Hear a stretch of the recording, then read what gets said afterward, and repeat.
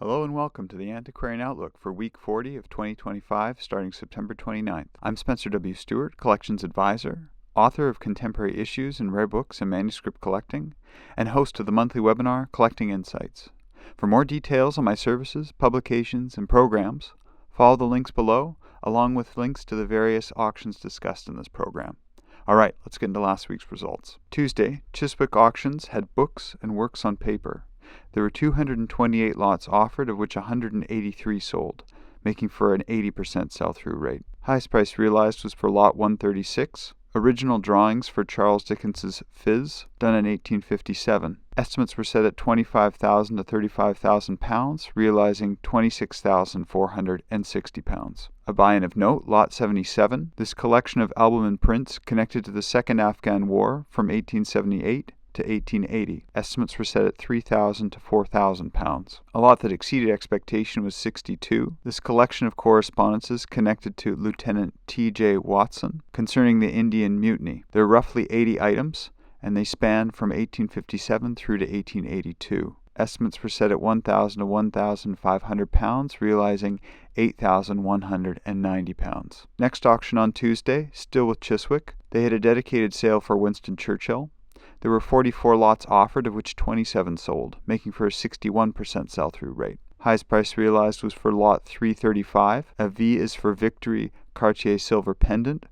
Estimates were set at £2,000 to £3,000, realizing £9,450. A buy-in of note, lot 311. This 5-volume set of The World in Crisis by Winston Churchill, almost all of them in first edition and inscribed. Estimates were set at £20,000 to £30,000. Next auction on Tuesday, Art Curial had books, manuscripts, and engravings.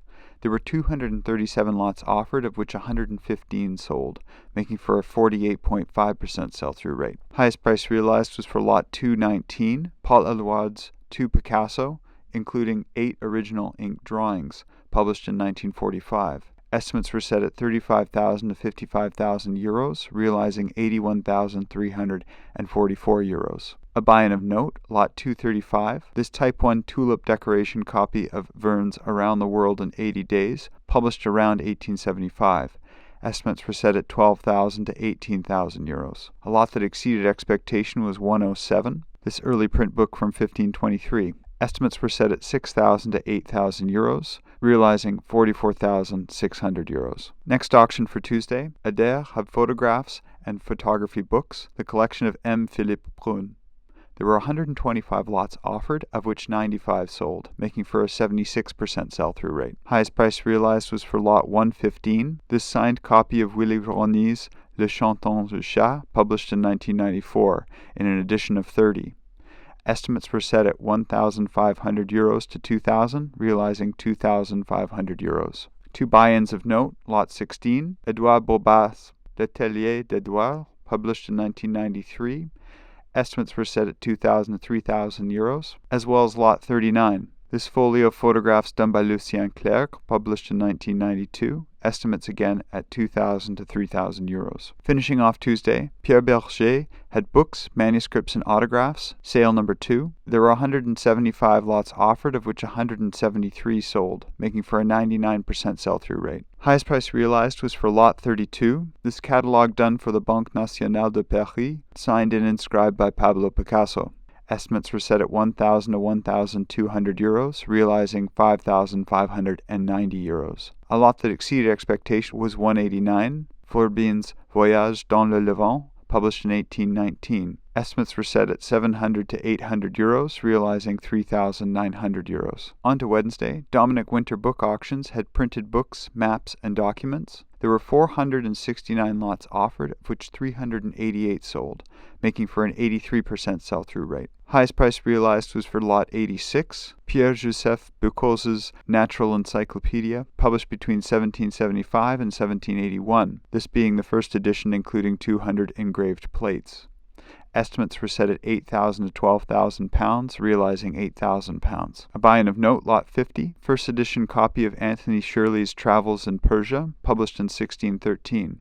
Estimates were set at £10,000 to £15,000. Another sale on Wednesday, Ponte had antique books and livres d'artistes. There were 277 lots offered, of which 222 sold, making for an 80% sell-through rate. The highest price realized was for lot 53, this 1619 copy of Johannes Helvelius's treatment on astronomy. Estimates were set at 15,000 to 25,000 euros, realizing 35,000 euros. Final sale for Wednesday. Fonzie Mili had rare books, manuscripts, and collector's sale.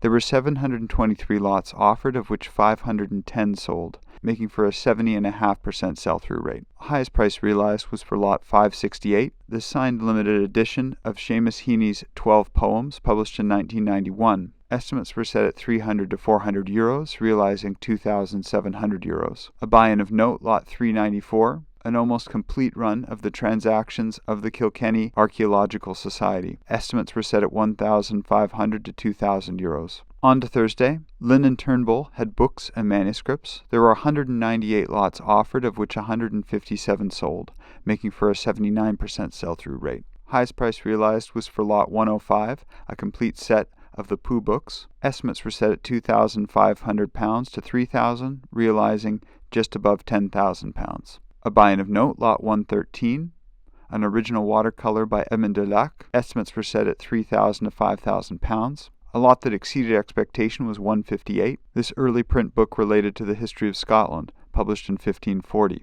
Estimates were set at £400 to £600, realizing just above £4,000. Also with Thursday, Dominic Winter Books had a Beatrix Potter collection sale. There were 159 lots offered, of which 151 sold, making for a 95% sell-through rate. Highest price realized was for lot 6, the first privately printed edition of The Tale of Peter Rabbit. Estimates were set at £40,000 to £60,000, realizing £60,000. A buy-in of note, lot 102, an autograph illustrated letter done around 1920 by Beatrix Potter. Estimates were set at £3,000 to £5,000. A lot that exceeded expectation was 119, a pair of original illustrations for The Tale of Benjamin Bunny. Estimates were set at £8,000 to £12,000, realizing £21,000. Next auction. Again, Fonzie Mili had a continuation of their earlier sale.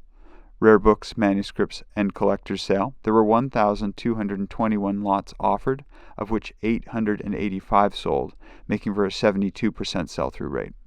Highest price realized was for lot 513, this original 18th century scribal manuscript copy of Keating. Estimates were set at 15,000 to 20,000 euros, realizing 35,000 euros. A buy-in of note, lot 920, original proclamation calling for the provisional government of the Irish Republic. Estimates were set at 100,000 to 150,000 euros. Finishing off Thursday, PBA Galleries had Books in All Fields, a timed online auction. There were 386 lots offered, of which 320 sold, making for an 83% sell-through rate. Highest price realized was for lot 273, 4 works by or about Richard Owens, a prominent British anatomist. Estimates were set at 10 to 100 US dollars, realizing 312 US dollars. 2 lots that exceeded expectation. Lot 117, a government decree issued from the Palace of Rio de Janeiro by Bonifaco condemning liberal allies as anarchists, signed November 12, 1822.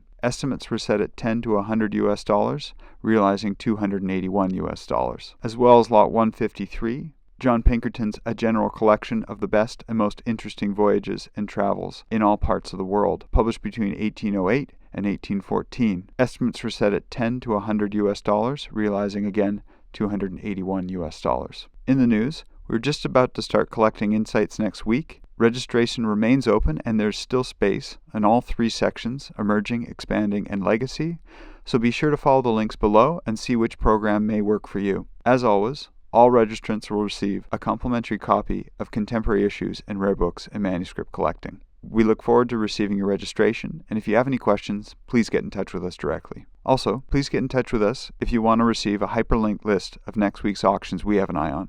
Well, that's been the week from here. What did you think of last week's results? Were there any things that surprised you? Any things you had an eye on? Please make sure to make some comments below, and we'll keep the conversation going until next week. Remember, if you want to stay up to date, please make sure to like this video, subscribe to the YouTube channel, turn on your notifications, as well as let others know about this program. Thanks again for tuning in. All for now, and see you next week.